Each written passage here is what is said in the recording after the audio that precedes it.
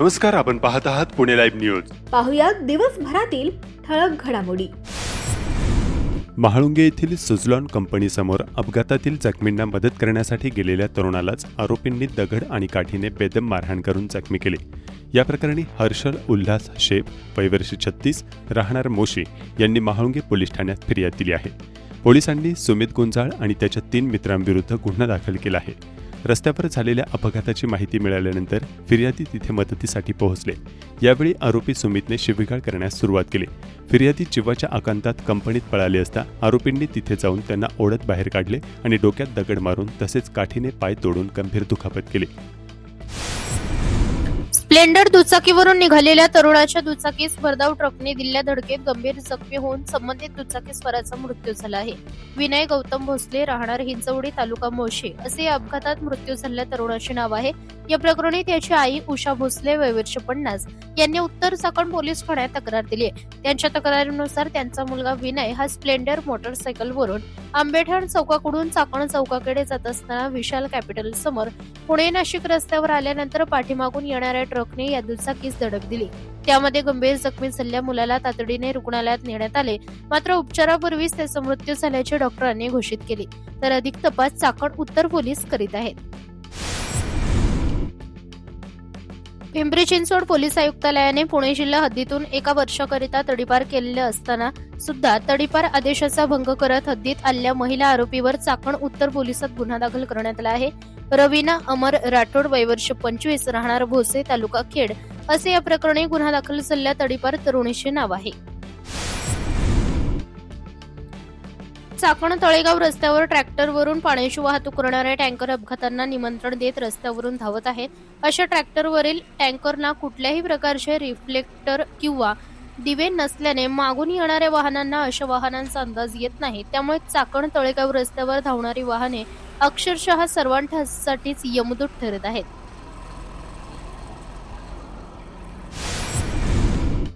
चाकण तळेगाव रस्त्यावरील म्हाळुंगे इंगळे, तालुका खेड येथील खचलेला जुना दगडी पूल अत्यंत धोकादायक बनला असून या ठिकाणी अनेकदा मोठमोठे अपघात होऊन अनेकांचे नाहक बळी गेले आहेत. त्यामुळे दगडी बांधकाम असलेला हा पूल दुरुस्त होणार तरी कधी, असा प्रश्न नागरिक विचारत आहेत.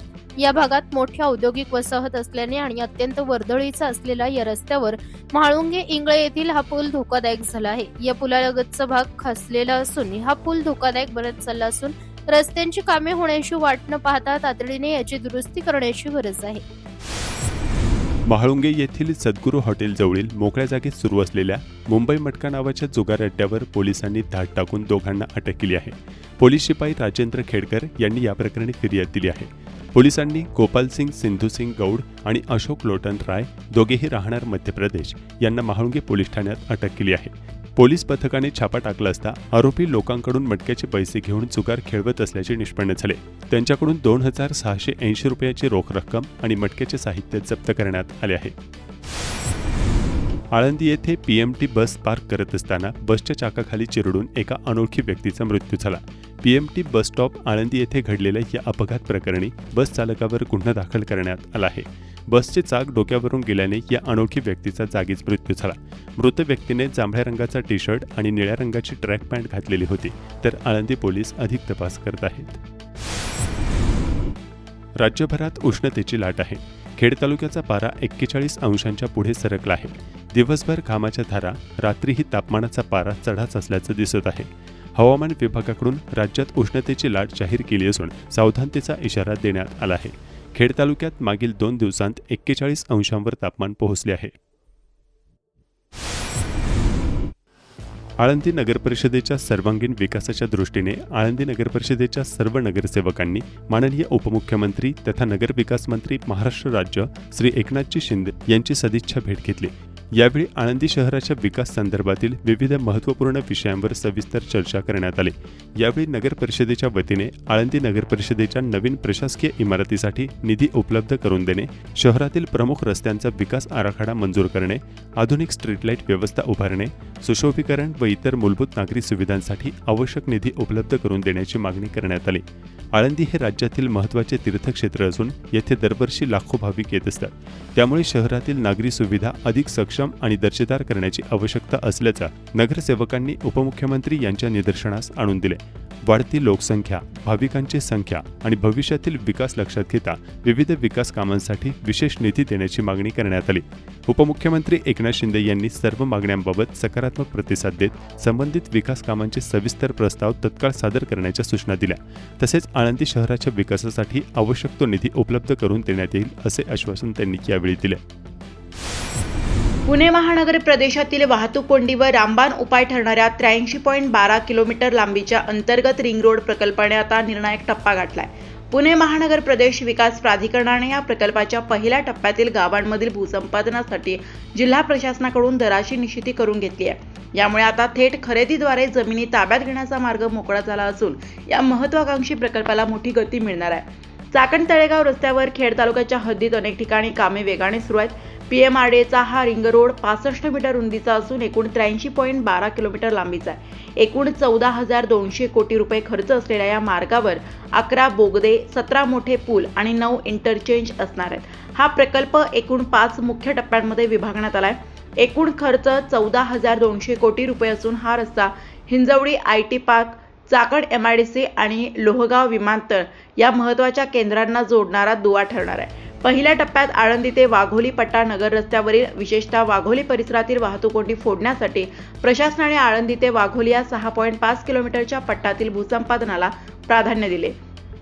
PMRDAच्या 2025-26च्या सुधारित अंदाजपत्रकात आणि 2026-27च्या अर्थसंकल्पीय अंदाजात रिंग रोडसाठी भरीव निधीची तरतूद करण्यात आली आहे. तांत्रिक अहवालानुसार DPR रिंग रोडच्या कामासाठी 5,000 कोटी रुपयांच्या आसपास भांडवली खर्चाचे नियोजन असून भूसंपादन प्रक्रियेसाठी स्वतंत्र निधी राखून ठेवण्यात आला आहे. रिंग रोडसाठी लागणारी जमीन केवळ थेट खरेदीतूनच नव्हे तर PMRDAच्या नियोजित नगररचना योजनांच्या माध्यमातूनही मिळवली जाणार आहे. यामुळे प्रशासनावरील आर्थिक भार कमी होण्यास मदत होईल. MSRDCचा बाह्य रिंग रोड आणि PMRDAचा अंतर्गत रिंग रोड हे एकमेकांना जोडले जाणार असल्याने भविष्यात पुण्याच्या चारही बाजूंनी प्रवास करणे अत्यंत सुलभ होणार आहे. 2026-27 मध्ये रिंग रोडच्या प्रत्यक्ष कामासाठी 50 कोटी 5,000 लाख रुपयांची सर्वात मोठी तरतूद करण्यात आली आहे. प्रकल्प अहवाल DPR तयार करण्यासाठी 5 कोटी 500 लाख रुपयांचे नियोजन आहे. रिंग रोड विभागासाठी एकूण 55 कोटी 3 लाख 5,503 लाख रुपयांच्या खर्चाचा अंदाज वर्तवण्यात आला आहे. भारतातील एक प्रमुख राष्ट्रीय महामार्ग असलेला पुणे-नाशिक हा राष्ट्रीय महामार्ग नाशिक व पुणे या महत्त्वाच्या शहरांना जोडतो, तर मुंबई, अहमदनगर आणि औरंगाबाद अशा महत्त्वाच्या शहरांना जोडणाऱ्या वडगाव मावळ ते शिक्रापूर दरम्यानचा महामार्ग आहे. वडगाव तळेगाव MIDC चाकण शिक्रापूर भागातील औद्योगिक भागाच्या हद्दीतून जाणारा हा मार्ग असून यावरील वाहतूक कित्येक पटीने वाढली आहे. हे दोन्ही महामार्ग चाकण तालुका खेडेतील तळेगाव चौकात परस्परांना छेदतात. अवजड वाहतूक आणि भरधाव वाहन चालकांमुळे विद्यार्थ्यांसह नागरिक कामगारांना येथील चौकात जीव मुठीत घेऊन रस्ता ओलांडावा लागत असल्याचं चित्र सर्रास पाहावयास मिळत आहे. चाकण औद्योगिक भागातील वाहतूक कोंडी तातडीने सोडवावी अशी प्रवासी, वाहन चालक आणि नागरिकांची मागणी आहे. चाकणमधील तळेगाव चौक, आंबेठाण चौक, आळंदी फाट्याजवळील MIDC जाणारा रस्ता येथे दिवसभर खूप मोठ्या प्रमाणावर होणाऱ्या वाहतूक कोंडीचा सामना नागरिकांना व वाहन चालकांना करावा लागत असल्यामुळे नागरिक त्रस्त झाले आहे. चाकण भागातील वाढती वाहतूक सुरळीत होण्यासाठी नियोजन आणि शिस्त यांचा अभाव असल्याने व्यवस्था अपुरी पडत आहे. वाढलेली लोकसंख्या, वाहनांची दिवसेंदिवस वाढत असलेली संख्या, अरुंद रस्ते, प्रमुख मार्गावर अपुरी बसेसची संख्या, त्यामुळे फोफावलेली अवैध प्रवासी वाहतूक आदी कारणांमुळे चाकण भागात वाहतूक व्यवस्थेचा बोजवारा उडत आहे. नियोजनाबरोबरच अवजड ट्रक, ट्रेलर, कंटेनर या वाहन चालकांमधील शिस्तीचा अभाव आणि वाहतुकीचे नियम डावलून अहोरात्र होत असलेली अवजड वाहतूक हे त्यामागचे प्रमुख कारण आहे. चाकण वाहतूक शाखेचे अधिकारी कर्मचारी सध्या वाहतूक नियमन सोडून अन्यच कामात स्वारस्य दाखवित असल्याचे ही स्थिती आणखी गंभीर होत असल्याचा प्रवाशांचा आरोप आहे. वडगाव तळेगाव चाकण ते शिक्रापूर या महामार्गावर प्रचंड अवजड वाहतूक, नागमोडी वळणे, कमी रुंदी आणि अपघातप्रवण ठिकाणे, यामुळे हा महामार्ग धोकादायक झालाय. या रस्त्याचे गेली अनेक वर्ष लाल फितीत अडकलेले काम सुरू करण्याची मागणी होत आहे. या मार्गावर पादचारी, दुचाकीस्वार चिरडले जाणे, गॅस टँकर धोकादायक वळणांवर उलटणे, सिग्नल चौकात वाहने एकमेकांवर आदळणे, रस्ता दुभाजक नसल्याने वाहनांची समोरासमोर धडक होणे असे प्रकार सातत्याने होत असतात. त्यामुळे हा महामार्ग मृत्यूचा सापळा ठरत असल्याची नागरिकांची भावना झाली असून या रस्त्याचे मंजूर असलेले काम नेमके कधी सुरू होणार असा प्रश्न नागरिक विचारत आहेत. तळेगाव चाकण शिक्रापूर दरम्यानच्या महामार्गावर खूप मोठ्या प्रमाणावर वाहतूक कोंडीचा सामना नागरिकांना आणि वाहन चालकांना सध्या करावा लागतोय. मोठ्या प्रमाणावर अवजड वाहतूक होत असल्यानं वाहनाच्या लांबच लांब रांगा लागत आहेत. मंगळवारी 12 मे 2026 रोजी दुपारनंतर या रस्त्यावर लांबपर्यंत वाहनाच्या रांगा लागल्या होत्या. चाकणपासून महाळुंगेपर्यंत आणि चाकण MIDC मधील अंतर्गत रस्त्यांवर वाहतूक कोंडीने सगळेच हैराण झाले होते. नियोजनाबरोबरच अवजड ट्रक, ट्रेलर आणि कंटेनर या वाहन चालकांमधील शिस्तीचा अभाव आणि वाहतुकीचे नियम डावलून खूप मोठ्या प्रमाणावर होत असलेली अवजड वाहतूक हे या सततच्या कोंडीमागचे प्रमुख कारण आहे. वाहतुकीचा खोळंबा होणे, अपघातांचे प्रमाण वाढणे आदी प्रकार दिवसेंदिवस कमी न होता वाढतच आहेत. दिवसभर वाहतूक पोलीसही कोंडी सोडवण्यासाठी झटत असले तरी कोंडी कमीच होत नसल्याची सध्या स्थिती आहे. तळेगाव चाकण शिक्रापूर रस्त्यासाठी निधी मंजूर असल्याचे आणि काम सुरू होणार असल्याचे अधिकारी आणि लोकप्रतिनिधी सांगत आहेत. मात्र प्रत्यक्ष जागेवर काडीही हलत नसल्याने नागरिकांमध्ये मोठा संभ्रम निर्माण झाला आहे. मंगळवारी चाकण तळेगाव रस्त्यावर आणि चाकण MIDC भागात किती प्रचंड कोंडी होती यावर एक नजर टाकूया.